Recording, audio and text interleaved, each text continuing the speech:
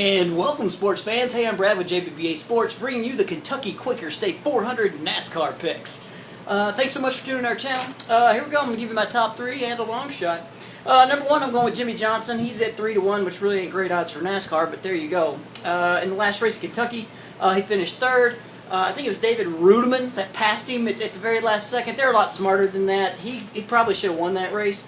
I think they've grown a lot since then, barring any unforeseen wrecks or mechanical failures. I think he's going to be pretty much a shoo-in for this race. He has the best driver rating of 119.8, and at similar tracks this year, his average finish is 4.5, so I like Jimmie Johnson. Number two, I'm going with Greg Biffle. He's at 7-1. He's been warming up a little bit this year. I like the way he's starting to come around finally, a little bit of a late bloomer. Last year, although he finished 21st, with like 10 laps to go, he was in 10th place, but then he got up on the apron, I believe, and then got loose and then had to, get settled back. But I think he can do real good. At other 1.5 or mile and a half tracks this year, he's had an average finish of 3.4, so he's real good at this style of track, or this size of track. And I really like his chances here at Kentucky. Going third, I like Brad Keselowski, man, the number 2 Miller Lite car, 15-1. Last year he led almost a third of the race. It's really hard to pass here at Kentucky, or there at Kentucky. I'm actually in Las Vegas now. I moved back to Vegas, so we are now putting our picks up from Vegas, by the way. Sorry, ADD. It's real hard to pass at Kentucky. And they are probably, that team, the number 2 team, is probably the most creative at finding ways to get track position. I mean, using cautions, using gas mileage, the whole 9 yards, they are really good. Plus the fact that whenever there's a wreck or a shutdown of the track and they're sitting out there, check out at Brad Keselowski on Twitter. He actually tweets from his car. It's pretty awesome.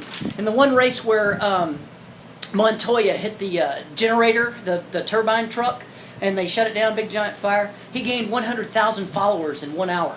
It's pretty awesome.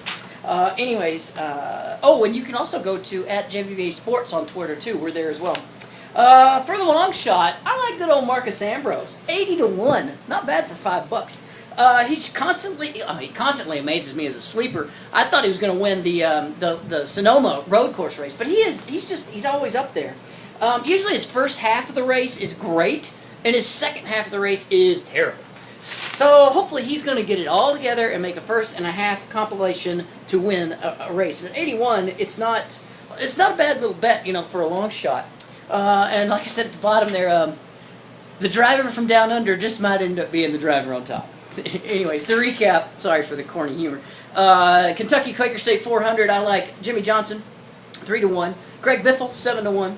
Brad Keselowski, 15-1, and the long shot Marcus Ambrose at 80-1. Hey, I'm Brad with JBBA Sports. Thanks so much for tuning in our channel. Please subscribe. We're trying to get to 100. Check out jbbasports.com, and there's a banner that you can click on for free sports bet and go bet with us for free. And at the very bottom, there's a donate button. So if you want to donate us some money, we'd really appreciate it. Check out Jason's picks, and once again, I'm Brad with JBBA Sports. Thanks so much for tuning in, and let's do some winning together.